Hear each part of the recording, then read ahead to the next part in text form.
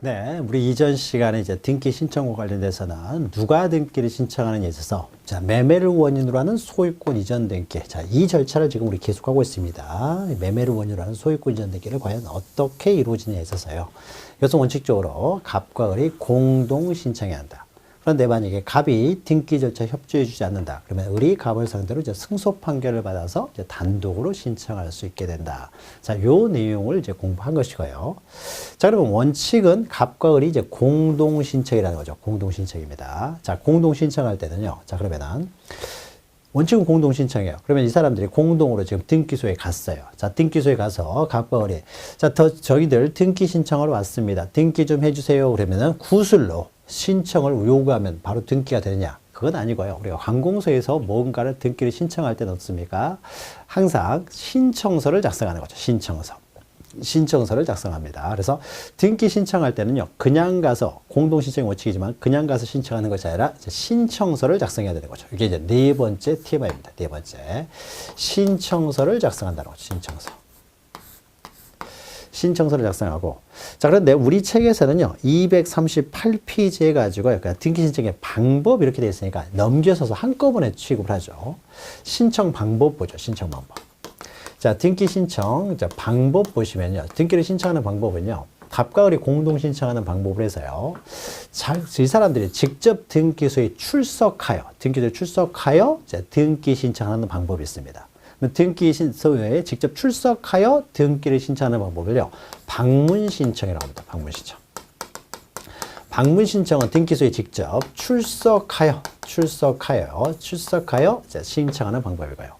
자, 그런데 등기부는 다 전산화가 되기 때문에요. 신청하는 방법은 직접 등기소에 방문하지 않고요. 자기 집에서 인터넷을 통해서 신청할 수도 있습니다. 자, 이것을 이제 전자신청이라고 합니다. 전자신청. 자, 전자신청을 하는 경우에는요, 출석할 필요 없이 신청서 이런 것들을 출석해서 직접 신청서를 이제 제출하는 방법이에요. 출석해서 직접 제출하지 않고요. 자, 이런 경우는 전자신청은 어떻습니까? 출석할 필요 없이 인터넷을 통해서요. 인터넷을 통해 가지고 직접 이렇게 내가 제출해야 될 신청서 이런 것들을요, 송신해 버리면 됩니다. 보내버린다는 거죠. 그래서 직접 등기소에 출석하여 제출하는 방문 신청이 있고요. 인터넷으로 이제 송신하는 방법이 있습니다. 그러면 출석해서 제출하는 건 뭘 제출하느냐? 이때요. 신청서를 반드시 써야 된다는 거죠. 신청서. 그래서 이 사람들이 그냥 구두로 신청할 수 있는 것이 아니라 신청서를 작성합니다. 신청서. 자, 신청서를 반드시 이제 작성해서 내고요. 자, 신청서를 제출하는데 신청서가 나오면은요. 그러면 신청서만 제출하는 것이 아니라 항상 신청서에 기재된 내용에 이제 신청서만 보고 등기를 했다가는 부실 등기가 될 수도 있기 때문에 신청서에 기록되는 내용에 정말 진짜다, 거짓이 아니다, 진정하다 이런 것들을 이제 증명하는 이제 첨부 서면들이 들어와야 돼요. 첨부 서면들이 들어와야 됩니다.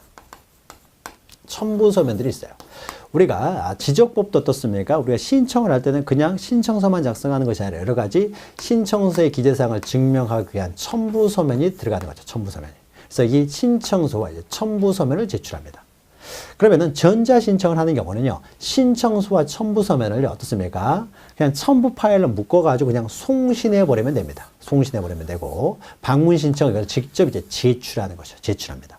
먼저 방문 신청에 있어서 이제 신청서 기재사항과 그 다음에 첨부 서면을 볼 텐데요. 먼저 이 시간에는 신청서 기재사항만 보도록 하겠습니다. 신청서 기재사항. 그래서 신청서를 제출해야 되는데 방문 신청하는 경우 신청서에 이제 기재사항이 어떤 것들이 되냐. 자, 먼저 방문 신청을 보시면요. 방문 신청이란 해서요. 출석 신청, 직접 등기소에 출석하여 신청하는 겁니다. 그래서 당사자 또는 직접 가는 것이 아니라 법무사가 가서 신청할 수도 있죠. 대리인, 대리인이 등기소에 직접 출석하여 신청서를 제출하는 방법으로 신청서나 첨부 서면을 이제 제출하는 방법으로 신청하는 방법으로는 방문 신청이라고 합니다. 방문 신청을 하는 경우에는요, 양가로 2번 보시면은요, 이제 신청서는 이제 신청서를 의미합니다. 신청서를 제출한다는 거죠. 신청서. 그러면은 우리 그 등기가요, 전산화가 되면서 과거에는 그냥 신청서 기재사항 해가지고, 그럼 신청서를 낼 때 신청서 여러 가지 사항들을 기재해야 되겠죠. 신청서 기재사항 했던 것을요, 등기가 이제 전산화가 돼가지고 전자신청으로도 가능하다 보니까 신청서 기재사항 하지 않고요, 신청정보라는 단어를 사용합니다. 그러니까 신청서에 적어서 제공해야 될 정보, 그래서 이것을 신청서 기재사항을요, 그러니까 신청서 기재사항을 이제 신청정보 이렇게 표현합니다. 신청정보. 그래서 신청서에 기재하여 제공해야 될 정보 이렇게 하는 거죠. 그러니까 신청정보는 그냥 옆에다가 신청서 기재사항 이렇게 쓰면 돼요. 신청서 기재사항. 그러면 첨부서면을요, 서류를 첨부함으로써 제공해야 될 정보, 그래서 이것을 첨부정보 이렇게도 표현합니다. 첨부정보. 그래서 첨부정보라는 건 첨부서면을 말하는 것이고요. 신청서는 신청서를 말해요. 그러면 신청서 이제 기재사항이 어떻게 되느냐라는 겁니다. 먼저 신청서를 제출할 때는 밑에 일건 일신청주의라는 것은요, 신청 건수마다요, 따로 신청서를 작성하라는 겁니다. 그래서 부동산마다 따로따로 건당 부동산마다 신청서를 따로 작성해서 제출하는 건 원칙입니다. 그래서 밑에 원칙 보시면 한 건당 한 개의 부동산에 대한 신청 정보를 제공해야 된다. 그러니까 한 개의 부동산, 신청서 하나 쓸 때마다요, 하나의 부동산만 적으라는 거예요. 그러니까 부동산마다 따로따로 신청서를 제출해야 된다는 거죠. 이게 원칙이에요. 그러나 동그라미 2번 보시면 이제 2번 앞에다 예외라고 쓰세요. 예외. 그래서 여러 개의 부동산에 대해서요, 일괄하여 하나의 신청서로 제출할 수 있는 경우도 있는데, 자, 그러면 대표적인 것이요, 밑에 보시면은 여러 개의 부동산에 대한 일괄 신청에서 먼저 등기 목적과 등기 원인이 동일. 자, 등기 원인, 등기 목적이 동일하다는 것은요, 자, 이 매매 있죠, 매매. 자, 이것이 이제 바로 등기 원인이 되는 거죠, 등기 원인. 등기 원인이고요. 자, 그 다음에 소유권 이전 등기, 이게 뭐예요? 당사자가 결국 원하는 등기의 목적이 되겠죠. 소유권 이전 등기를 해달라는 거죠. 매매를 원인으로 소유권 이전 등기를 해달라. 이것이 바로 등기 목적이 됩니다. 목적이 되는데, 등기 원인과 등기 목적이 동일, 여기만 체크하시면 되고, 만약에요, 한 필지 토지 위에 건물이 있습니다. 그래서 토지와 건물이 모두 갑이 소유하고 있어요. 자, 그러면 갑이라는 사람이요, 토지만 양도한다든지 건물만 양도할 수는 있습니다. 그러나 토지나 건물만 따로 양도하지는 않죠. 건물과 토지를 한꺼번에 보통 양도하는 게 일반적이죠. 자, 그러면 둘 다 어떻습니까? 둘 다 매매를 원인으로 소유권 이전 등기를 요구합니다. 원해요. 그러니까 매매를 원인으로 둘 다 소유권 이전 등기를 할 때는 부동산은 비록 두 개라고 하더라도요, 둘 다 매매를 원인으로 소유권 이전 등기 할 때는요, 하나의 신청서에 그냥 두 개의 부동산을 모두 기재해가지고 한꺼번에 신청할 수도 있습니다. 그러니까 등기 원인과 등기 목적이 동일하면은 여러 개의 부동산을요, 둘 다 매매를 원인으로 소유권 이전 등기를 한다라고 하면은 하나의 신청서에 일괄하여 신청할 수도 있어요. 따로따로 신청할 필요가 없다는 거죠. 등기 원인과 등기 목적이 동일한 경우는 일괄 신청이 가능하고요. 오른쪽에 동그라미 기억 보시면요, 이런 것도 가능합니다. 만약에요, 갑이라고 하는 사람이요, 갑이라는 사람이 은행에서 돈을 빌립니다. 이 사람이 채무자예요.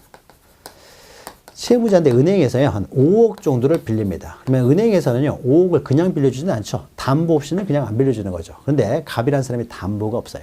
5억을 빌려고 하는데. 그래서 갑이 자기 아버지 재산이 있으니까 아버지 재산을 담보로 돈을 빌립니다. 자, 그러면은 이때 아버지를 뭐라고 합니까? 우리는 채무자는 아니죠. 채무자는 아니고 아들이 돈을 빌리는데 아버지 재산을 담보로 제공하기 때문에 이 아버지를 어떻습니까? 물상보증이라고 하는 거죠. 물상보증.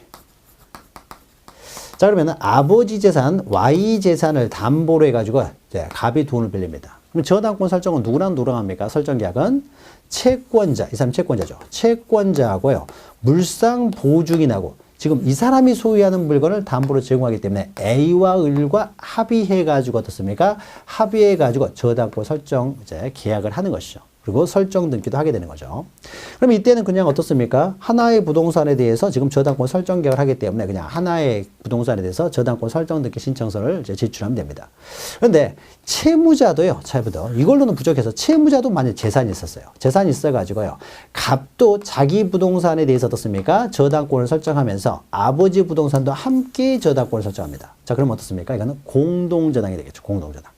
자, 공동저당을 합니다. 그러면 공동저당이기 때문에요, 같은 날 저당권이 설정이 되면 어떻습니까? 이것은 이제 등기 원인이라든지 접수번호 이런 게 다 동일한 같이 신청하기 때문에 접수번호 동일하게 나와요. 나중에 뒤에서 이제 하겠습니다만은.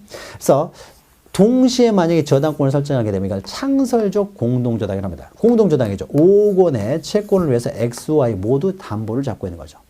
자, 그러면은 이것은 등기 원인과 그 목적이 동일하죠. 모두 저당권 설정 계약에 따라서 어떻습니까? 저당권 설정 등기를 하는 것인데 소유자가 다르죠. 소유자가 달라요. 소유자가 다르다고 하더라도 이런 경우에는요, 일괄 신청이 가능합니다. 같은 날 일괄 신청을 해야 등기 원인 일자가 동일하게 나오고요. 접수번호도 동일하게 나와요. 그러니까 접수번호가 동일하게 나오도록 하기 위해서요. 그래서 나중에 뒤에서 우리가 공동저당 시간에 합니다. 접수번호가 동일하게 하기 위해서는요, 같이 신청을 해야, 동시에 신청해야 접수번호가 동일하게 나오기 때문에요. 이런 경우는 동시에 신청이 가능합니다. 그럼 동시에 신청하기 위해서는 어떻습니까? 일괄하여 신청을 해야 된다는 거죠. 그래서 한 장의 신청서로요, X, Y를 한꺼번에 어떻습니까? 저당권 설정 등기를 신청할 수 있어요. 자, 소유자가 다르다고 하더라도 이런 공동저당 같은 경우는 동시에 한 장의 신청서로 할 수도 있다. 일괄 신청이 가능하다는 거예요.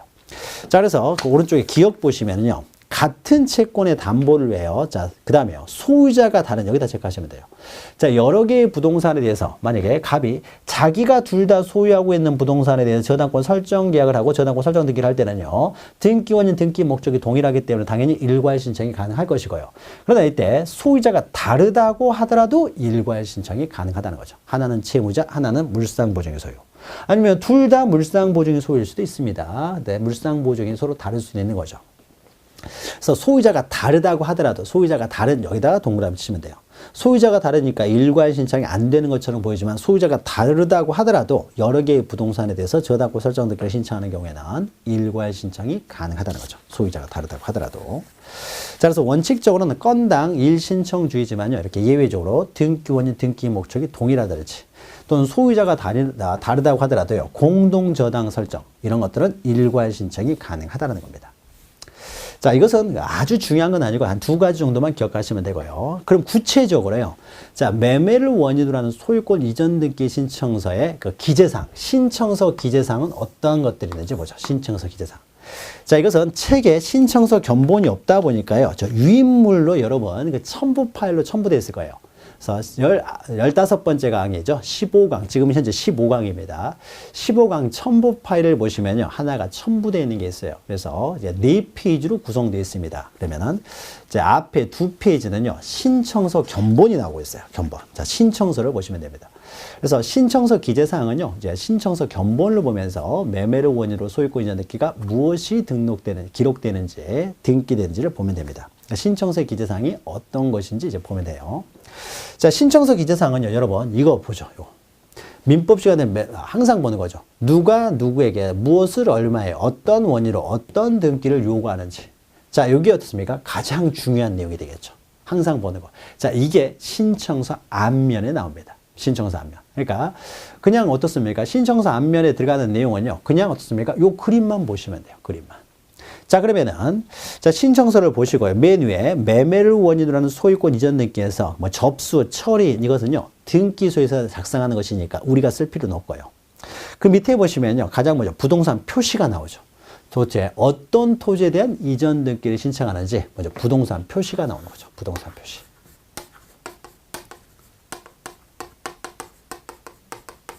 표시가 가장 먼저 나오죠. 우리가 매매계약서도 어떻게 생겼습니까? 매매계약서 비슷하고 생각하시면 돼요. 매매계약서도 이렇게 생겼죠. 매매계약서. 매매계약서 하면 어떻습니까? 맨 위에 무엇을 얼마에 파는지가 나오죠. 무엇을 얼마에 파는지 나오고요. 맨 밑에는 당사자가 나오죠. 그 다음에 매도인, 매수인 나오죠. 매도인, 값, 매수인, 을 이렇게 나오죠. 이렇게 나오잖아요. 그래서 매매는 법률행위이기 때문에 매매가 성립되기 위해서는 뭐가 필요합니까? 목적이 필요하죠. 무엇을 얼마에 파는지. 그 다음에 당사자가 있어야 되겠죠. 당사자. 근데 이것만 가지고는 매매가 성립됐다고 할 수는 없죠. 갑이라는 사람이 이 물건을 10억 원에 팔겠다는 의사표시가 있어야 되죠. 도장을 찍어야 되는 거죠. 그리고 을도 이 물건을 10억 원에 사겠다는 의사표시, 도장을 찍어야 되겠죠. 의사표시가 있어야 되겠죠. 그래서 세 개가 있으면 이제 매매가 성립되는 거죠. 자, 이거하고 똑같다라고 생각하시면 돼요. 비슷한 내용이 있습니다. 가장 먼저 어떻습니까? 어떤 부동산에 대한 등기를 신청하느냐. 부동산 표시가 있고요. 자, 이 부동산 표시예요. 만약에 토지 위의 건물을요, 일괄하여 이전 등기를 한다. 둘 다 매매를 원인으로 이전 등기할 때는요, 토지도 쓰고, 건물도 함께 쓸 수도 있습니다. 함께 쓸 수도 있어요. 일괄 신청이 가능하기 때문에. 그럼 만약에 토지만 이전한다 그러면요, 부동산 표시 밑에다가, 여러분 거기다가, 자, 부동산 표시 밑에다가요, 자, 등기부에 기록되는 부동산의 표시, 토지의 표시는 뭐가 있습니까? 소재, 지번, 지목, 면적은 어떻습니까? 등기부에 기록되는 사항이죠. 그래서 이 네 가지를 적습니다. 만약 토지만 이전 등기를 신청한다 그러면 부동산 표시 밑에다가 이렇게 쓰면 돼요. 소재, 지번, 지목, 면적. 어디에 있는 몇 번지 토지에 대해서 지목은 무엇이고 면적은 얼마가 된다. 이런 것들을 이제 적는다는 거죠. 그리고 왼쪽 하단은 그 거래 신고 1년 번호인데요. 자, 매매를 원인으로 소유권 이전 등기를 할 때는요, 거래 신고를 합니다. 실거래가 신고를 하도록 하고 있어요. 그래서 거래가액을 신고래가를요, 신고를 하게 되면 신고 필증이 나옵니다. 그 신고 필증에 나와 있는 거래 신고 1년 번호를 적는 것인데요. 이것은 나중에 여러분들이 지금은 할 필요 없고 뭐 이런 게 있다 정도만 보시면 돼요.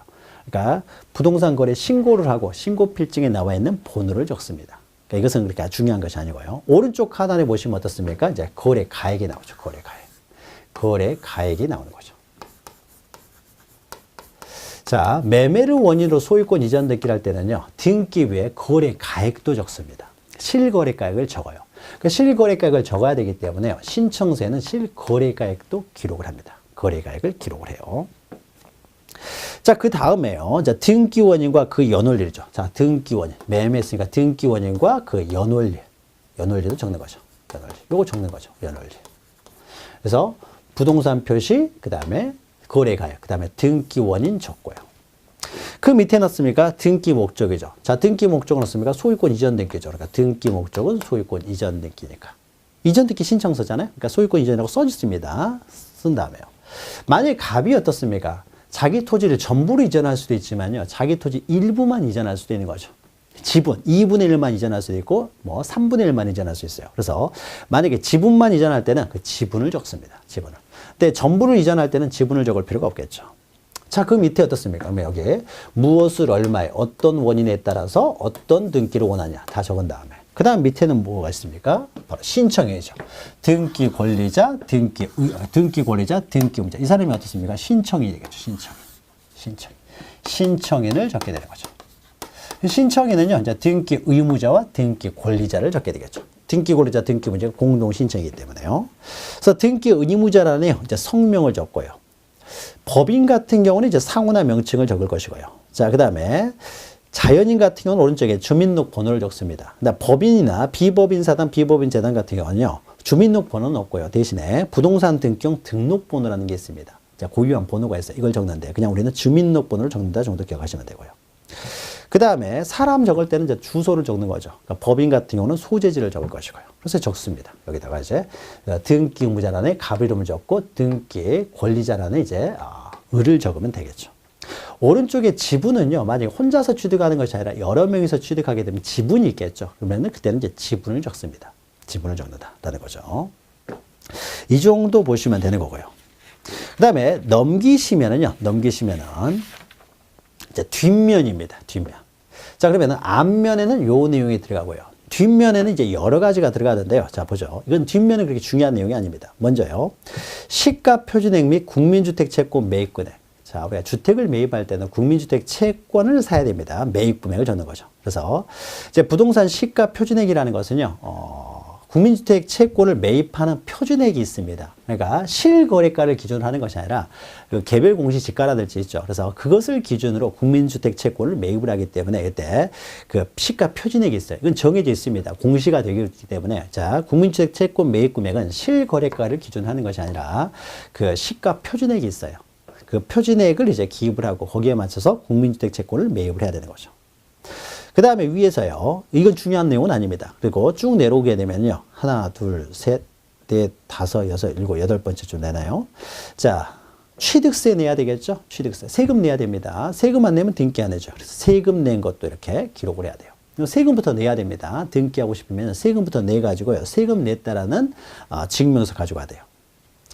자, 그 다음에 밑에 보시면 등기 신청 수수료예요. 등기 신청할 때 공짜 없죠. 국가에 뭔가 할 때는 다 수수료 내는 거죠. 수수료는 뭐 얼마 비싸진 않습니다. 뭐 한 15,000원, 10,000원, 9,000원 이 정도 될 거예요. 비싸지 않아요. 그래서 수수료 내야 되고요. 자, 그 다음에요. 그 다음에 중요한 것이 이겁니다. 등기 의무자의 등기필 정보라는 거예요. 등기필 정보. 여기다 동그라미 치시고요. 등기 의무자의 등기필 정보. 자, 만약에 우리 등기 진정성이 굉장히 중요합니다. 우리 등기할 때는 항상 그 진정성 확보가 굉장히 중요한데 등기 공신력을 부정하다 보니까요. 자, 그러면요, 이때 등기 진정성 확보를 위해서 갑과 을이 공동으로 신청하도록 하고 있어요. 갑과 을이. 그러면 이때요, 갑이 진정한 소유자로부터 소유권 이전돼 이 사람이 완전한 소유권을 취득하는데 만약에 공동 신청이라고 해서요, 이 병이라는 사람이 있는데 병이라는 사람이 갑이 아니에요. 병이라는 사람이 마치 자기가 갑인 것처럼 행세해 가지고요, 을하고 병이 공동으로 신청해 보면 어떻게 되겠습니까? 병은 갑이 아니잖아요. 근데 마치 자기가 마치 갑인 것처럼 가가지고 공동 신청하는 척 해가지고 을 앞으로 등기돼 버리면은 갑이 물건을 넘기는 아니기 때문에 을은 소유권 취득하지 못하게 되겠죠. 이 사람 소유자 아니에요. 그러니까 어떻습니까? 부실 등기가 되는 거죠. 자, 부실 등기를 막기 위해서요. 자, 갑이 아닌 사람이 갑인 것처럼 해서 등기하는 걸 막아야 되겠죠. 그래서요, 갑이 아니면은 가지고 있지 않는 서류가 있어요. 그 서류를 가져오라고 합니다. 그 정보를 가져오라고 해요. 갑만이 가지고 있는 정보가 있는데 어떤 거냐? 이것이 바로 갑이 자기 앞으로 최초의 보존 등기를 했을 때, 자, 당신이 소유자다라는 것을 증명하는 정보를 갑한테 줬어요. 보통 우리가 권리증이라고 하는 거죠. 권리증. 그러니까 갑이 어떻습니까? 갑만이 가지고 있는 권리증, 그것을 가져오라고 합니다.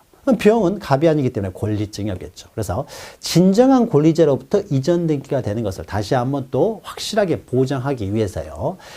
지금 갑이 가지고 있겠죠. 권리증은. 그 갑이 가지고 있는 권리증이죠. 보통 우리가 권리증이라고 하는데, 세속적으로는 권리증이라고 하는데요. 좀 더 명확하게 하게 되면요, 이것을 등기필 정보라고 합니다. 등기필 정보. 자, 갑 앞으로 등기를 필하였다라는 정보예요. 아주 굉장히 중요한 거예요. 이것이 뭐냐? 이것이 바로 갑이 진정한 권리자라는 걸 증명하는 정보입니다. 최근에 등기를 했을 때는요, 이렇게 등기필 정보를 줍니다. 근데 과거에 예전에 등기를 했었던 사람이라면요, 등기필 정보가 없고 등기필증이 있는 거죠. 등기필증.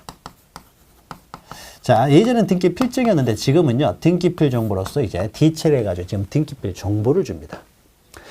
등기필증 시대에는 여러 장으로 되어 있어요. 그래서 그 등기필증은 첨부 서면으로 제공하도록 했는데 지금은 등기필 정보 전산화가 돼가지고요. 이제 등기필 정보에 그 정보만 신청서에 간단하게 적으면 됩니다.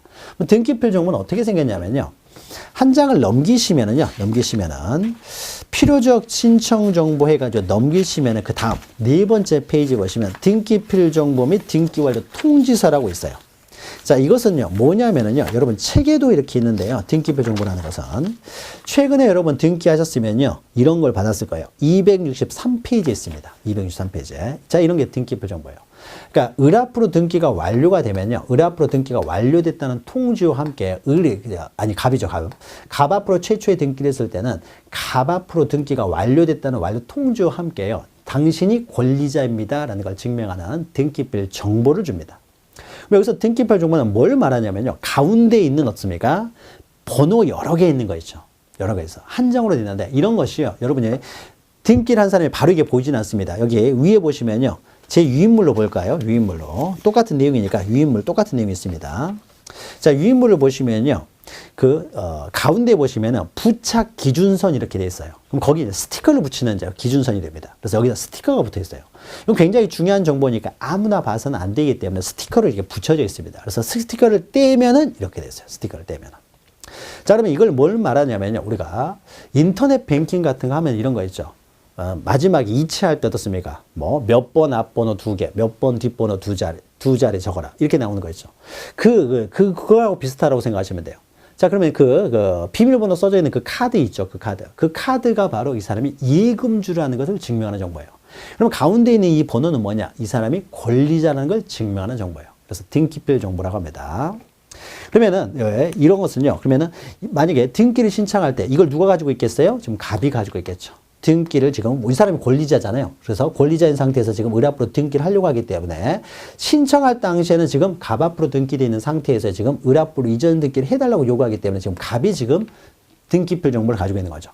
그러면 그 등기별 정보에 이것을요, 제출하는 게 아닙니다. 제출하는 것이 아니라요, 우리가 이체할 때 은행, 인터넷 뱅킹, 인터넷 은행 거래할 때 어떻습니까? 이 카드를 제출하는 거 아니죠. 어떻게 합니까? 이 카드에 있는 번호만 적는 거죠. 번호만. 카드는 내가 가지고 있고요. 자, 마찬가지로 여기서도 이 등기필 정보를 가지고 있느냐 없느냐를 증명하는 방법으로는 이것을 제출할 필요 없이요, 비밀번호 하나만 적어 놓으면 되는 거예요. 자, 그러면은요, 일련 번호가 있죠. 등기표 정도 보시면은 일련 번호가 있고, 부착선 밑에 보시면은요, 일련 번호가 있고, 여러 가지 영어로 돼 있어요. 이게 고유 번호입니다. 그 다음 밑에는 비밀번호에서요, 1번부터 50번까지, 오른쪽 아래 50번 있죠. 왼쪽에 01번일 거예요. 그 다음에 1번부터 50번까지 있고, 그 옆에 어떻습니까? 네 자리에 비밀번호들이 있는 거죠. 그래서 기재 순서가 이렇게 1번부터 50번까지 있고, 그 옆에 이제 비밀번호가 네 자리씩 이렇게 있는 거예요. 자, 그러면요, 우리가 이것을 제출할 필요 없이요, 신청서 뒷면에다요, 신청서 뒷면도 함께 보시기 바랍니다. 신청서 뒷면에다 이렇게 적으면 돼요. 신청서 뒷면에. 등기필 정보에 가지고요, 부동산 고유번호가 있습니다. 부동산마다 가지고 있는 고유번호를 적고요. 부동산 고유번호는요, 거기 등기완료 통지서에 나옵니다. 등기완료 통지서에 있으니까 그 고유번호를 적으면 돼요. 고유번호가 있죠. 위에 보시면은 권리자 김갑동에서요, 주민번호 있고 주소 있고 그 밑에 보시면은 부동산 고유번호가 있죠. 자, 이 번호를 적는 거예요. 이것은 지적 공부 시간에 배웠던 그 고유번호하고는 다른 개념입니다. 지적법에서 고유번호는요, 토지만을 한정해서 만들어 놓은 19자리로 된 고유번호고요. 여기서 말하는 부동산 고유번호는 토지와 건물을 모두 포괄해 가지고 고유번호를 만들어진 거예요. 고유번호가 만들어진 겁니다. 그래서 우리가 지적법에서 배우는 고유번호가 좀 다른 거예요. 아무튼 이 고유번호를 적고요. 그 다음에 성명은요, 지금 등기필 정보를 가지고 있는 갑 성명을 적으면 됩니다. 성명을 적고요. 그 다음에 일련 번호가 있죠. 일련 번호. 그럼 우리가 부착선 밑에 보시면 일련 번호가 있죠. 그러면 이 등기필 정보에 이제 일련 번호를 적고요. 자, 그 다음에요, 비밀번호란에는요, 뭘 적냐면요, 자기가 좋아하는 아무 번호나 적으면 돼요. 내가 좋아하는 번호, 그냥 36번이 마음에 든다 그러면 36번 쓴 다음에 비밀번호 4자를 쓰면 되고, 나는 50번이 마음에 든다 50번 쓰고 비밀번호 쓰면 돼요. 하나만 적으면 돼요. 자, 그러면 하나만 이렇게 제공을 하게 되면요, 등기소에서 어떻습니까? 확인을 하면 되겠죠. 일련 번호를 다 친 다음에요, 비밀번호 50번 몇 번 했는데 딱 파니까 맞아 떨어져요. 자, 맞으면 뭔 말이에요? 갑이 그걸 가지고 있다는 것이죠. 그렇죠? 그러니까 이것을 제출할 필요는 없고요, 그냥 비밀번호 하나만, 즉 일련 번호하고 비밀번호 하나만 신청 정보로 제공하면 됩니다. 그러니까 좀 간편해졌죠. 예전에는 등기필증을 직접 첨부 서면으로 제공을 했던 것을 지금은 신청서에 등기필 정보에 비밀번호 하나만 적으면 되기 때문에 간단하게 이 사람이 권리자라는 걸 확인할 수가 있는 거죠. 그래서 등기필 정보를 뒷면에 적는 것 중에서 가장 중요한 것은 바로 이 등기필 정보입니다. 등기필 정보를 제공을 한다는 것이죠. 자, 등기표 정보 어떤 것인지 아셨죠? 이게 굉장히 중요한 겁니다. 여러분이 이거 가지고 있는데 스티커로 붙여져 있기 때문에 이게 뭔가라고 하면요, 이게 바로 집문서예요. 과거의 등기필자이고 이것이 집문서, 땅문서가 되는 거예요. 내가 진정한 권리자라는 걸 증명하는 문서이기 때문에 이거 잊어버리면 안 돼요. 이거 잊어버리면요, 누가 나 모르게 어떻습니까? 처분해 버릴 수가 있어요. 굉장히 중요한 정보입니다. 소유권 증명 정보예요. 자, 그러면은요, 다시 그 앞면으로 와서요. 자, 지금까지 하게 되면은요, 신청 정보에 관한 내용이 모두 끝났습니다. 자, 그러면 신청 정보에 관한 내용으로 우리가 뒷면에 있는요, 신청 정보는 등기필 정보로 끝나고요. 밑에 첨부 서면을 보시면요, 첨부 서면 우리가 다음 시간 할 텐데 첨부 서면 보시면요, 자, 이런 게 들어옵니다. 자, 매매를 했다고 썼으면요, 매매했다는 증명서면으로서요, 항상 첨부 서면을 가져와야 되는 거죠. 매매했다는 증명서면으로서 매매계약서 가져와야 되고요. 자, 뒷면에 세금 냈다고 했으니까 세금 냈다는 확인서 가져와야 되겠죠. 그 다음에 세 번째요, 등기 신청 수수료 냈다는 또 확인서 가져와야 되고요. 그러니까 신청서에 기재된 내용들을 다 증명하는 서면들을 첨부 서면으로 가져와야 돼요. 정말 냈는지 안 냈는지 모르니까요. 밑에 위임장은요, 만약에 대리인을 통해서 신청을 한다 그러면 위임장도 들어와야 되겠죠. 근데 본인이 직접 신청하면 위임장을 가져올 필요 없고요. 자, 등기필증 했는데요, 지금은 등기필 정보를 가지고 있는 사람은 등기필 정보를 거기다 기록하면 되기 때문에 따로 등기필증을 첨부할 필요 없어요. 그러나 예전에 등기를 한 사람이어서 아직 등기필 정보가 없는 사람은요, 등기필증을 이제 첨부 서면으로 제공을 해야 되겠죠. 권리자라는 걸 증명하는 서면으로. 그 다음 밑에는요, 부동산 표시를 여기다 적었으면요, 소재, 지번, 지목 면적을 적었기 때문에 여기는 소재 같은 경우는 소재, 그 다음에 지번, 지목, 면적을 적는다는 거죠. 그러면 소재 지번 지목 면적을 적었으면은 신청서에 있는 소재 지번 지목 면적이 정확하다는 것을 증명하는 정보로서요. 소재 지번 지목 면적이 모두 기재되어 있는 것은 뭡니까? 토지대장, 임야대장이죠. 그래서 대장 들고 오라는 거죠. 건축물이었으면 건축물 대장 들고 오고요. 그 다음에 오른쪽에 보시면은요. 신청일을 여기다가 어떻습니까? 주소, 여기다 신청에는 뭘 적습니까? 성명, 그 다음에 주소, 주민번호를 적는다는 거죠. 성명, 주소, 주민번호가 정확하다는 걸 증명하는 정보로서 뭘 가져오겠습니까? 이때는 주민등록 등본을 가져오는 거죠. 주소 증명 정보로서 주민등록 등초본을 가져오라는 것이고요. 그 다음에 밑에는 부동산 거래계약 신고 필증은요. 자, 여기다 거래가액을 적었어요. 자, 거래가액을 적었으면 허위로 기재된 것이 아니다라는 걸 증명하기 위해서요. 매매를 원인으로 소유권 이전됐게 할 때는요. 그 매매를 했으면요. 이 거래계약 신고를 합니다. 거래가액을 신고하는 거예요. 그래서 부동산 거래계약 신고를 하고요. 신고를 하게 되면은 시장군수구청장이 맞다라고 해서 신고 필증을 줍니다. 그래서 그 신고 필증을 가져와야 돼요. 그럼 우리 다음 시간에 합니다. 그리고 매매 목록 해가지고요. 매매가 만약에 하나의 부동산을 매매하는 것이 아니라 2개 이상의 부동산을 매매를 원인으로 소유권 이전 등기할 때는요. 그 매매 목록을 또 가져오라고 하고요. 그 다음에 밑에는 인감증명서 있는데, 인감증명서는 자, 신청서예요. 신청서. 우리가 앞에 신청서 보시면요. 신청서에 뭘 적습니까? 신청인은 매도인 매수인을 적는 거죠. 그러면 매도인 매수인 정확하게 갑이 신청하는 거 맞다. 정확하게 을이 신청하는 거 맞다. 이 사람의 신청 의사를 정확하게 또 확인하기 위해서요. 자, 인감도장을 찍도록 하고 있습니다. 일정한 경우에는 인감도장을 찍도록 하고 있는데, 그러면 인감도장을 찍었으면 어떻습니까? 인감도장이라는 걸 증명하기 위한 또 인감증명서를 첨부해야 돼요. 자, 인감도장은 무조건 언제나 찍는 건 아니고요. 일정한 신청서에는 인감도장을 찍어야 되고, 자, 인감도장을 찍었을 경우에는 여기 도장이 인감도장이 맞다라는 걸 증명하는 인감증명서도 함께 첨부됩니다. 자, 그러니까 결국 첨부 서면으로 있는 것은요. 우리 뒤에서 다음 시간에 하게 될 텐데, 신청서의 기재사항이 정확하다는 것을 증명하는 서면들이 다 첨부 서면으로 들어오는 것이죠. 첨부 서면. 그래서 이 첨부 서면, 첨부 정보는요. 다음 시간에 자세히 다룹니다. 자, 이런 것들을 첨부 서면으로 가져가야 돼요. 자, 그러면은요, 신청서 다음 페이지 3페이지 정도를 보시면요, 필요적 신청 정보에서 다시 한번 정리해 놓은 곳이 있으니까 이걸 가지고 한번 보죠. 자, 필요적 신청 정보에서 이거는 매매를 원인으로 하는 소유권 이전 등기입니다. 자, 매매를 원인으로 소유권 이전 등기 할 때 반드시 신청서에 기재되어야 될 사항이에요. 자, 그러면은 1번 보시면요, 부동산 표시 나오죠. 부동산 표시. 토지 같은 경우는 소재 지번 지목 면적을 적고요. 자, 2번은요, 신청이죠. 자, 신청인의 성명, 주소, 주민번호를 적습니다. 3번, 4번, 5번은요, 3번, 4번, 5번은 신청인이 법인이라든지 또는 대리인에 의해서 신청을 한다든지 또는 비법인 사단인 경우에는요, 이런 경우는 대표자랄지 이제 대리인도 적게 됩니다. 자, 그래서 3번 보시면 신청인이 법인인 경우에는요, 대표자가 신청을 하겠죠. 법인 명의로 등기를 하는데 대표자가 신청하기 때문에 정말로 대표자가 맞는지를 확인하기 위해서 그 대표자 성명 주소도 적고요. 대리인에 의해서 신청하는 경우는 없습니까? 그 대리인의 성명 주소도 적습니다.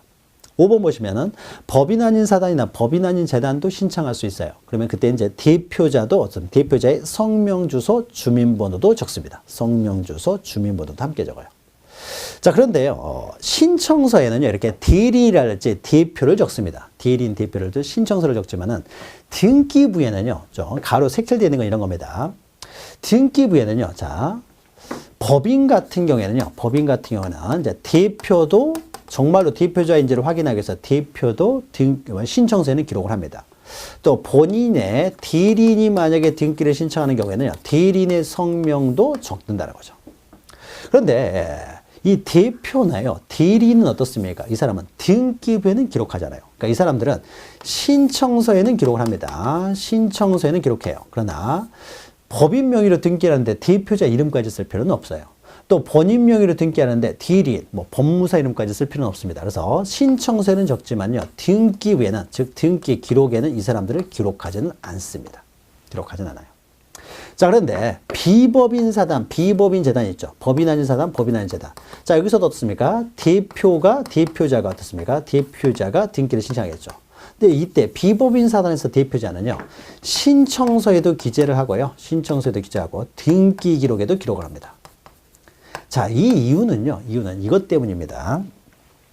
자, 대표 같은 건 법인에 있어서 대표는요. 법인은 법인 등기부에 지금 법인 등기가 돼 있는 사람이에요. 그럼 법인 등기부에요. 대표자가 다 기록이 돼 있어요. 그래서 법인에 있어서는 대표자만이 그 거래에 대해서 할 수가 있기 때문에요. 그럼 법인 같은 경우는 대표자가 누군지를 알아야 그 사람이 물건을 사고 팔 수 있기 때문에 대표자가 누군지 우리가 알아야 되는데 등기부에 나와 있는 사람이 대표자가 아니라요. 사실은 법인 등기부에서 대표자가 바뀌면 법인 등기부를 교체를 합니다. 변경을 하는 거예요. 그래서 우리는 이 법인의 대표자는 법인 등기부를 통해서 확인이 가능하기 때문에 굳이 어떻습니까? 대표자를 등기부에 기록할 필요는 없다는 거예요. 신청서에는 대표자가 신청을 해야 되기 때문에 대표자를 적지만은 등기 기록에는 적을 필요가 없어요. 법인의 대표자는 법인 등기부에 나와 있기 때문에 그러니까 따로 적을 필요가 없어요. 그러나 비법인사단, 비법인재단은요. 법인 등기부가 없잖아요. 법인 등기가 안 돼 있으니까 법인 등기부가 없습니다. 그러니까 비법인사단, 비법인재단에서는 대표자가 누구인지요. 알 수가 없어요. 자, 그러니까 등기 기록을 통해서라도 어떻습니까? 알 수 있도록 하기 위해서요. 등기 기록에 적어둡니다. 이는 법인 등기부가 없기 때문에 등기부에도 적는다. 일반적인 법인 등기가 돼 있는 법인의 대표자는 법인 등기부에 기록되기 때문에 따로 등기 기록에는 적지를 않는다는 거죠. 물론 신청서에는 다 적고요. 자, 요 내용이요. 밑에 있습니다. 그래서 대리나 법인에 있어서 대표자는 등기 기록에는 기록되지 않지만 법인 아닌 사단, 법인 아닌 재단 같은 경우는요. 법인 등기부가 따로 없기 때문에 대표자를 등기 기록을 통해서라도 확인할 수 있도록 하기 위해서 그 등기 기록에도 그 대표자의 성명, 주소, 주민번호를 함께 기록한다는 거죠. 아주 중요한 것은 아닙니다. 중요한 것은. 근데 가끔 이런 것들이 뭐 나올 수도 있기 때문에 한 번은 좀 기억하시고요. 그 다음에 6번 보시면은 등기 원인과 이제 등기 원인일자. 그러니까 2, 3, 4, 5번은 뭡니까? 2, 3, 4, 5번. 2, 3, 4, 5번은 그냥 여기다가 신청인 이렇게 적으면 되죠. 신청인. 직접 이 사람들이 신청할 수도 있고요. 아니면 대표자나 대리인, 비법인사단의 대표자가 신청할 수도 있다는 거죠. 그러면 신청인을 이제 적는 거죠. 신청인. 신청서에는 신청인을 적습니다. 그러나 등기 기록에는 다 이제 적는 건 아니고 비법인사단의 대표자만 등기 기록에도 기록한다라는 거죠. 저기는 2, 3, 4, 5번은 신청인에 관한 내용이고요. 신청인을 기록하는 것이고 6번은 등기 원인과 그 연월일을 적고요. 7번은 등기 목적이죠. 자, 8번은 이제 등기필 정보. 자, 등기필 정보가 신청서 뒷면에 적는 거죠. 자, 등기필 정보는 조금 이따 다시 설명을 드릴 겁니다. 이것은 넘어가시고요. 자, 9번 보시면은 밑으로 와서 내가 등기를 신청하고 있는 등기소 표시하고요. 또 신청하면 신청한 날짜 적는 거죠. 이건 중요한 게 아니고. 자, 11번 보시면 거래 가액이 나오죠. 거래 가액. 자, 매매를 원인으로 소유권 이전 등기는 이제 실거래가액이 등기부에도 기록되기 때문에 신청서에도 거래 가액을 적습니다. 다만 옆에 보시면 매매계약을, 자, 매매계약 동그라미 치시고요. 등기 원인으로 해서 소유권 이전 등기할 때, 자, 이전 등기, 이때만 거래 가액을 적어요. 매매가 아니고 증여나 상속이면 적을 필요가 없는 거죠. 그래서 매매를 원인으로 소유권 이전 등기예요. 가등기할 때는 적지 않습니다. 가등기할 때는 아직 어떻습니까? 돈 다 지급한 거 아니죠. 본등기할 때 돈을 다 지급하는 거잖아요. 그래서 본등기할 때만 적는 거예요. 이전 등기할 때 거래가액을 적지 가등기할 때는 거래가액을 기록하지 않습니다. 그래서 이전 등기할 때 기록하는 거예요. 단 등기 원인 증명 정보가요. 자, 등기 원인을 증명하는 서면이 자, 계약서를 들고 와서 등기 원인 증명 정보라서 우리가 첨부 서면을 뒤에서 하는데요. 매매를 했다는 것을 증명 서류로서 계약서를 들고 오는데 자, 계약서에는 어떻습니까?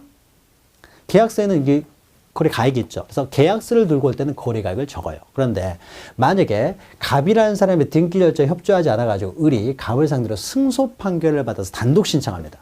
자, 승소 판결을 받아서 단독 신청하면요. 그 승소 판결문에 이것만 나오죠. 갑은 을에게 등기를 이전하라. 이렇게만 나와요.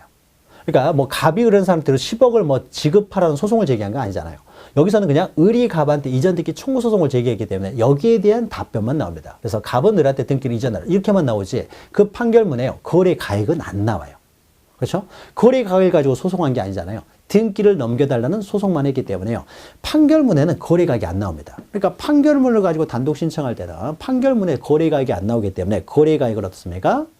등기를 할 수가 없는 거예요. 그러니까 신청서에 안 나오기 때문에 신청서에 기재받지 의미가 없는 거죠. 그 판결문이 안 나오기 때문에요. 그래서 만약 계약서가 아닌 확정 판결 정보원이나 뭐 조서 이런 걸 가지고 와가지고 등기를 단독 신청하는 경우에는 거기는 거래가액이 나오지 않기 때문에 거래가액을 신청서에 기록할 필요가 없습니다. 이런 경우에는 이제 거래가액을 증명하는 거래계약 신고필증도 첨부할 필요가 없는데 이것은 뒤에서 다시 설명합니다. 그래서 거래가액은 이전 등기할 때, 즉 가등기가 아니고 자 계약서 가져올 때 판결 정보, 판결서 가지고 신청하는 경우가 아닌 경우, 계약서 들고 와서 신청할 때, 이럴 때만 거래가액을 기록을 합니다. 그리고 12번 보시면 취득서나 뭐 세금 관련 서류, 세금 냈다라는 건 이제 서류 적는 거죠. 세금 냈다라는 거, 세금 거기다 기준 적는 거고요. 그다음 13번도 기억하셔야 되는데, 등기할 권리자가 2인 이상이에요. 만약에 갑이라는 사람이 소유권 이전하는데 을하고 병에게 이전합니다. 그러면은 등기 의무자라는요, 갑을 쓰면 될 것이고, 등기 권리자는 을하고 병을 이제 두 사람을 쓰게 되겠죠. 이 사람이 등기 의무자고 이 사람이 등기 권리자면 두 사람을 적게 됩니다. 두 사람을 적게 되면요, 이럴 경우에는 여기 두 사람, 칸에다가 두 사람을 적게 됩니다. 등기부자는 갑이고 권리자는 을, 병이면요. 자, 두 사람이 취득하면 어떻습니까? 지분이 있겠죠. 그래서 맨 오른쪽에 이 사람이 2분의 1, 이 사람이 2분의 1 해가지고 지분을 적습니다. 지분을. 자, 그런데 우리가 보통 공동 소유 그러면은 공유를 의미합니다. 공유. 자, 공유 같은 경우는요, 이렇게 지분이 등기가 돼 있어야 마음껏 얻습니까? 다른 사람한테 처분이 가능하잖아요. 공유 지분은 자유롭게 처분할 수 있습니다. 자유롭게 여러분 민법 시간에 공부했던 그대로입니다. 자유롭게 처분할 수 있기 때문에 자유롭게 처분할 수 있도록요, 지분 등기를 합니다. 지분 등기가 돼 있어야 자유롭게 처분하겠죠. 그래서 일반적으로 공유는요, 지분 등기를 하기 때문에 신청서에도 지분을 기록합니다. 근데 만약에 이 사람들이 합유였을 때요, 동업자들이 동업자. 자, 합유입니다. 합유. 근데 합의도 어떻습니까? 지분들은 존재할 수 있어요. 이 사람이 뭐 반 내고 반 냈으면 지분은 이 사람이 을이 2분의 1, 을이 2분의 1, 병이 2분의 1 가질 수 있어요. 근데 합유 지분은 어떻습니까? 동업계약이기 때문에 마음대로 처분할 수가 없어요. 자, 만약에 을하고 병하고 동업인데요. 을이 만약에 정한테 마음대로 처분해버리면은 병이 지금 병이 정하고 동업해야 되잖아요. 한 번도 본 적이 없는 사람하고 동업할 수 없죠. 그래서 동업자의 지위이기 때문에 이것은 계약 관계이기 때문에요, 지분을 마음대로 처분하지를 못합니다. 그러니까 합유 지분은 마음대로 처분하지 못하고 다른 합유자 전원 동의가 있어야만 처분할 수가 있다는 거죠. 자, 그러니까 만약에 합유에 있어서요, 지분을 등기를 해놓으면 어떻습니까? 동의 없이도 자유롭게 처분될 가능성이 생기는 거죠. 그러니까 이런 가능성을 사전에 막아버리기 위해서요, 합유 등기를 할 때는요, 지분을 기록하진 않아요. 합유 등기는 합유라고만 적지 지분을 따로 기록하지 않습니다. 마음대로 처분되는 걸 막기 위해서요. 자, 그래서 합유 지분은 등기부에 기록되지 않기 때문에 어떻습니까? 신청서에 기록할 필요도 없어요. 결국 신청서에 기록하는 것은요, 등기부에 기록될 사항들을 신청서에 기록하는 거예요. 그러니까 등기부에 기록되지 않을 사항들은 신청서에 쓸 필요도 없는 거죠. 그래서 13번 보시면 등기할 권리자가 2인 이상일 경우는 그 지분을 적지만 단 합유일 경우에, 이것도 잘 나오니까 중요합니다. 합유일 때는 합유라고만 적지요, 지분을 기록하지는 않아요. 그냥 합유 이렇게만 쓰지 지분을 기록하지는 않습니다. 자, 이것도 좀 기억하시면 됩니다. 자, 그러면 여기까지 해서요, 매매를 원인으로 하는 소유권 이전 등기를 함에 있어서 어떻습니까? 매매를 함에 있어서 소유권 이전 등기를 함에 있어서 그 신청서 기재사항을 본 거예요. 신청서. 신청 정보를 지금까지 본 겁니다. 신청 정보. 그 다음에 그걸 증명하기 위한 첨부 서면들은요, 우리가 다음 시간에 할 거예요. 그러니까 신청 정보를 봤습니다. 책을 통해서 보게 되면은요, 자, 239페이지 보시면은요, 자, 필요적 신청 정보 했는데, 그리고 밑에 2번은 임의적 신청 정보 해가지고, 자, 넘기시면은요, 240페이지 보시면 여러 가지 등기에 있어서 필요적으로 반드시 신청서에 기재될 사항하고, 오른쪽에는요, 적어도 되고 안 적어도 되는 임의적 사항들이 있어요. 자, 이것도 여러분이 기억을 하셔야 되는데, 근데 요 내용은요, 우리가 5장에서요, 여러 가지 권리에 관한 등기를 할 겁니다. 그러니까 그때 우리가 보면 돼요. 지금 우리가 당겨서 볼 필요는 없고요. 5장에서 개별적인 권리의 등기 절차를 할 때 그때 보면 됩니다. 그러니까 지금은 매매를 원인으로 하는 소유권 이전 등기할 때 필요한 정보, 그래 신청서 나눠드렸죠. 이것만 지금 기억하시면 돼요. 이것만 기억하시고, 여기 있는 것은 5장은 뒤에서 한다는 거죠. 그리고 반가로 4번 보시면 필요적 신청 정보로서 등기부재, 등기별 정보 있는데, 이건 설명 안 했는데요. 뒤에서 한다고 그러고 안 해버렸네요. 자, 3페이지를 보시면요, 등기필 정보 해가지고 거기 나오죠. 3페이지 제가 오늘 나눠드린 유인물이죠. 유인물 보시면 8해가지고 등기필 정보 있죠. 자, 그러면 등기필 정보는요, 항상 제공하는 것이 아니라요, 이럴 때만 제공합니다. 자, 등기필 정보는 권리증이라고 했죠. 그래서 권리에 관한 등기만 제공합니다. 권리 등기.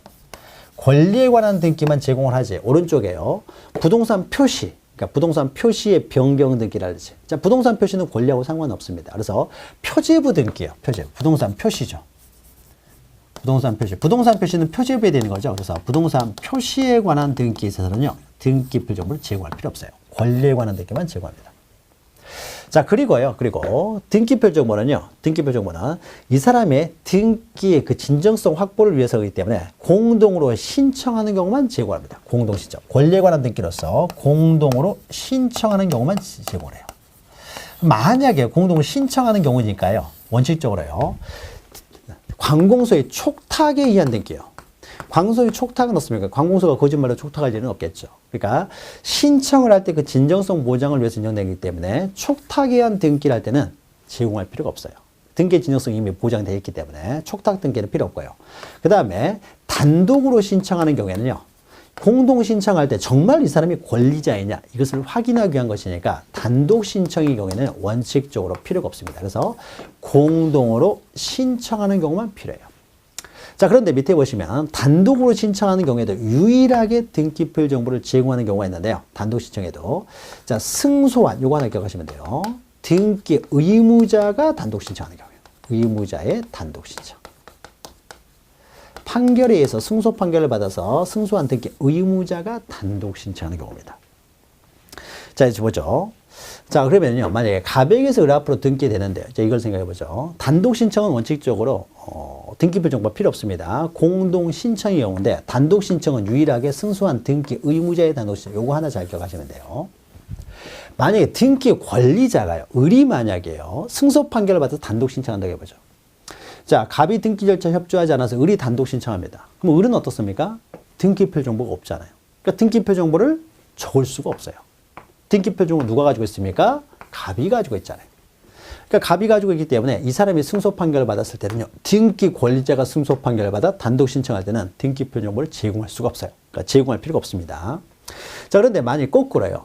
등기 의무자가 을을 상대로 등기 인수 청구 소송, 빨리 등기를 가져가라라고 하는 등기 인수 청구 소송을 제기해서 승소 판결을 받았어요. 그래서 갑이 단독 신청합니다.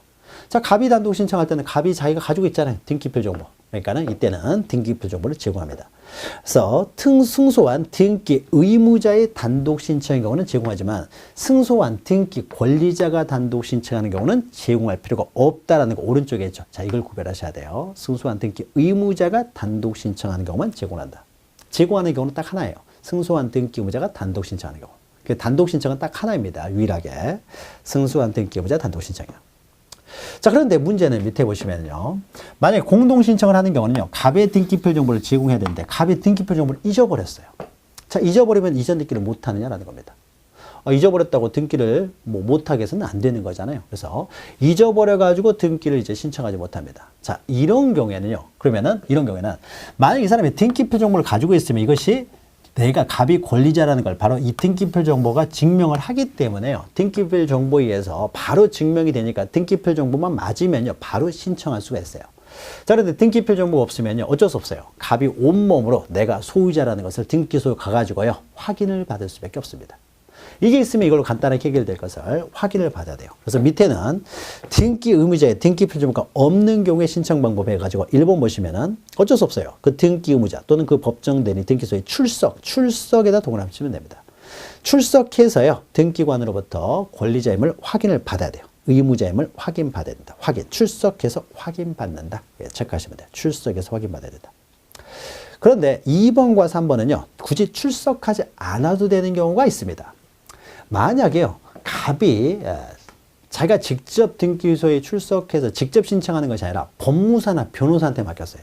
자, 법무사나 변호사한테 맡겨가지고 등기를 합니다. 그러면 법무사나 변호사는요, 만약에 갑이 진정한 소유자가 아니면 어떻습니까? 만약에 등기돼가지고 이 사람이 소유권 취득하지 못해버리면 누가 책임져야 돼요? 변호사, 법무사가 책임져야 되겠죠. 그러니까 변호사, 법무사는요, 법률 전문가이기 때문에 당연히 갑이 권리자는 걸 다 확인을 하겠죠. 확인을 하고 어떻습니까? 디리를 해서 이전 등기를 할 테니까요. 변호사, 법무사는 법률 전문가이기 때문에 만약에 갑이 변호사, 법무사한테 위임을 했을 경우에는요. 등기관이, 등기소에 있는 등기관이 갑이 진정한 소유자인 것을 확인하는 거나 변호사나 법무사, 보다 법률 전문가들이 어떻습니까? 이 사람이 권리자가 맞다는 걸 확인하는 거나 별 차이가 없기 때문에요. 따라서 2번 보시면 등기 신청인이 자격자 대리인, 즉 변호사나 법무사 이들 체크하시고요. 이 사람에게 위임을 했다는 거죠. 그러니까 변호사나 법무사가 위임을 받았을 경우에는 얘들이 어차피 진정한 권리자라는 걸 다 확인하기 때문에 등기소에서 확인하는 거나 별 차이가 없다라고 봐가지고요. 얘들이 위임을 해서 변호사나 법무사가 신청하러 왔을 때는요. 굳이 확인 안 해도 돼요. 변호사나 법무사가 다 확인했기 때문이죠. 그래서 출석할 필요가 없는 것이고요.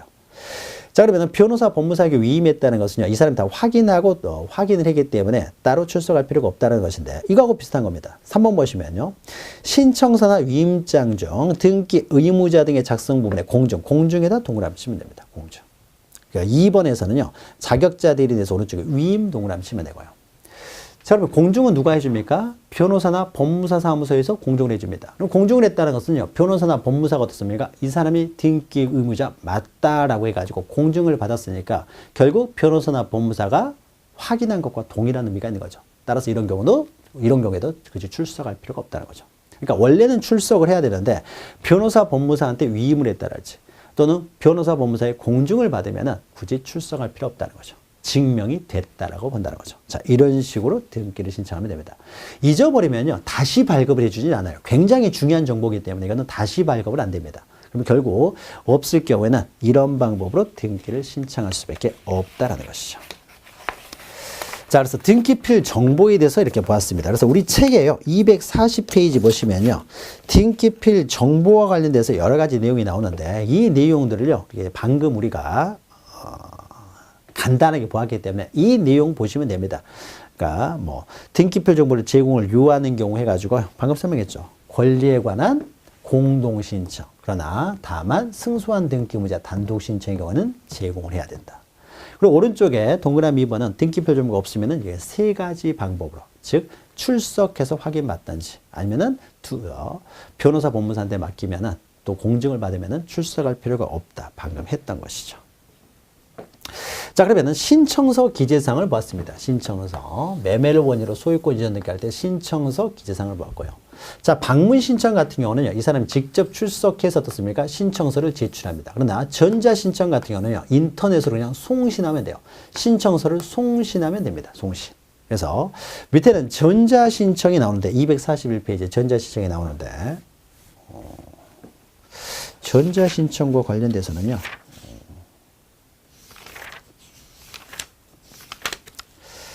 자, 전자신청과 관련돼서는요, 잠시 쉬었다 보도록 하겠습니다. 쉬었다가요, 전자신청을 하면서 이제 첨부서명까지 한꺼번에 우리가 정리하도록 하겠습니다. 잠시 쉬었다가 전자신청 이어가도록 하겠습니다.